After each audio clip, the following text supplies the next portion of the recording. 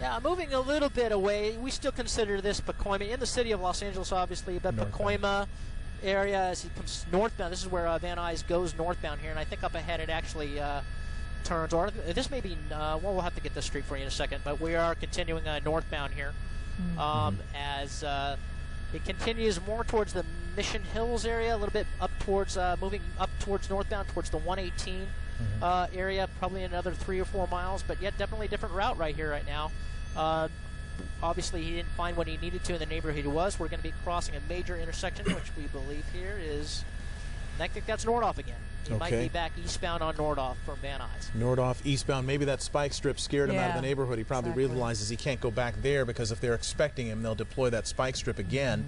And with those low-profile tires, I would think that it wouldn't take long for them to deflate.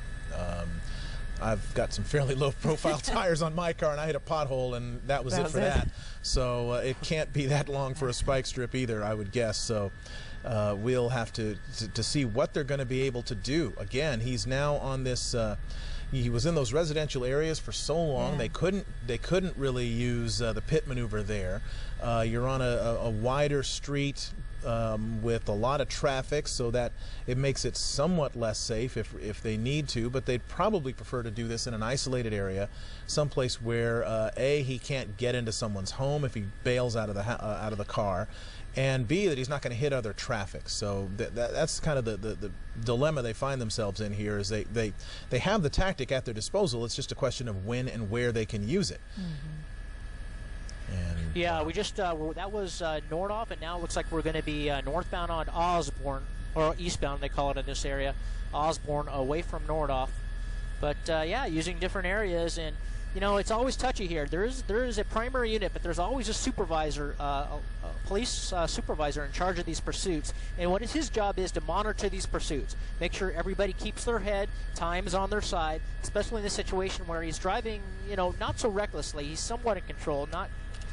You know, so far nothing too dangerous, but watching it, managing it, see what he does, except when he crosses into oncoming traffic like that, which is not very safe at all. But moving back left or westbound onto another side street, you can see a bicyclist through there. But the supervisor's job in this pursuit is to manage it, make sure all his units are doing what they're. We're northbound Beachy Street, and it's still in the Pacoima area, but the supervisor's job here is to manage this pursuit, make sure his units are all deployed properly, and he's the one that's going to decide, based on what the air unit is telling him, what his ground officers are telling him about speed, road conditions, pedestrians on the roadway, how to manage this pursuit. And right now they're doing a very good job managing this pursuit. We're past Cagle Canyon here on Beachy, but managing this pursuit very well, as we're getting down to probably about 5-10 minutes of fuel left here in Air 7 before we get relieved.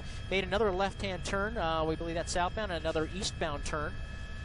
These streets are coming very quickly, so we're trying to get them as they come. But again, almost in that same area on Garver, which is a street eastbound on Garver, which is a street that he's been on quite a few times here. Southbound Sandusky is what he's on right now, away from Garver. So, you know, through these areas, their job to manage this pursuit, and at some time here, depending, they're going to weigh it against, they're going to weigh what they're going to do based on what he's wanted for. And right now, from what we've been told, it's still just a failure to yield for those tinted windows. But we're going to try to figure it out. I'm sure we'll learn more about exactly what he's wanted for here very shortly. And JT, it's still just the CHP in pursuit. The LAPD has not gotten involved at this point? Right now, the primary units in this pursuit are CHP being assisted. We're stopping. We're going to try to get around here to see, not sure if someone dropped off or not. Looks like someone did get out, but we're going to stay with the car. Someone possibly got out of the passengers. One did go into one good bail out of the car behind the tree there. CHP is in for pursuit of that suspect, and we'll keep you advised on what's happening there. Suspect is wearing a pink shirt, and CHP now in foot pursuit. LAPD calling that foot pursuit from the air as we continue to watch the vehicle as it speeds away. So right now, we have 2 people out of the vehicle and 1 person driving the vehicle. From so far what we know, at least what they think, because of those tinted windows, only 1 occupant remains in this vehicle. But again, you never know. And that's the scary part about law enforcement. They just never know what they're dealing with, these vehicles, especially with the tinted windows. But now he seems to be driving a little bit faster. Now that he got rid of that passenger, speed up a little bit. Maybe a little bit more anxious here. I don't want to speculate, but we see different patterns like this. So we go southbound Garver in that same area. He very well could be getting ready to bail out southbound Canterbury. What they sometimes do is they'll throw that passenger out there thinking it's going to take all the officers in this pursuit chasing him, and then so he can get the primary driver can get away, but that's not the case. Got an air unit above you, they got radios, they got multiple units, so you can't really get away. Again, coming into oncoming traffic there, hitting the brakes, trying to get around that white car, almost went head on with those other two cars.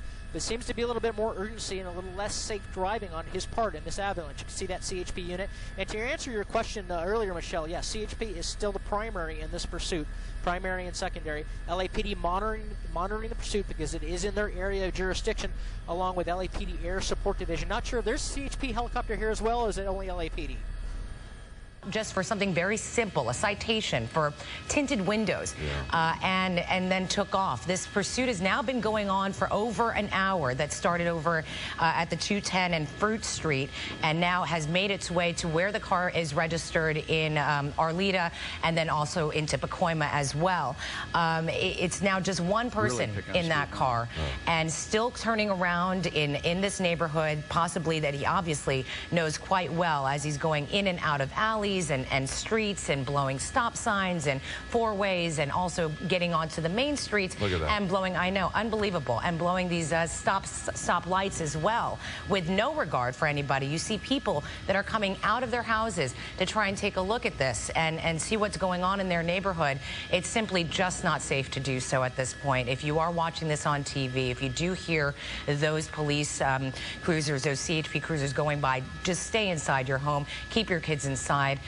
You just don't know what is in the mind of someone that is in this situation right now, and why they are running. At one point, we understand there were things that were being thrown out the window, possible evidence that they could also collect along the way and use it later on. But here he is again, going through another small street in this residential neighborhood, and it's just, it looks like an alley, actually. And he's come to a stop. Yeah, he's bailing out. This is just north of Brantford and east of Arleta, into the neighborhoods here, running through the backyards, and we're going to try to get Sky 5 in position. But he knows the area, so he's bailing out, and he's going to use as much cover as he can. And Kenneth Ward's going to watch this area. But yeah, he's tilt using down a the little cover bit, Tim. for Tilt trees. down. He jumped over the second wall there. Okay. Yeah. Well, see there, and then he jumped a wall. The suspect, the driver of that car, jumped the wall, and now we're trying to see where exactly he is, trying to hide through this neighborhood and trying to just find some cover away from the CHP officers that have been on this pursuit.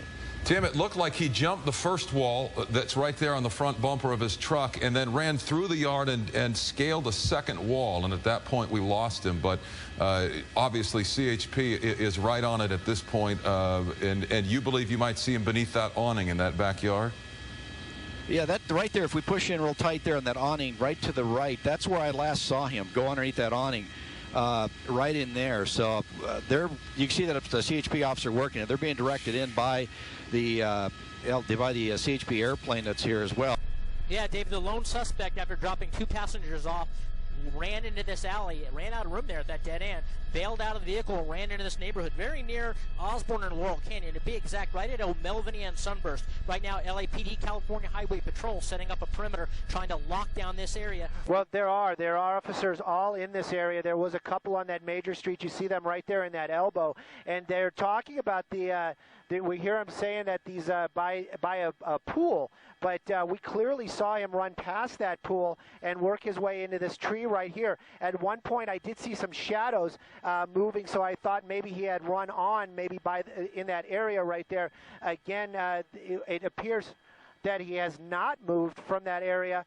Again, many telltale signs is you'll see dogs running in this area, or you'll see somebody in the backyard. So we've been kind of keeping a wide shot here, looking, but I have not seen him come anywhere from the last we saw in that tree-lined area, that big tree right there, and that is where four properties seem to come together. That's where four walls meet. So it makes you kind of think that maybe he's hiding out in that area. Maybe it's if he feels comfortable there. But again, you're right. They are. If it doesn't happen right away, you know that LAPD is going to get involved. They're going to try to lock this down. There's only a couple of officers out here from CHP, and again, one of them is with the vehicle, and the other couple are over here on this residential street.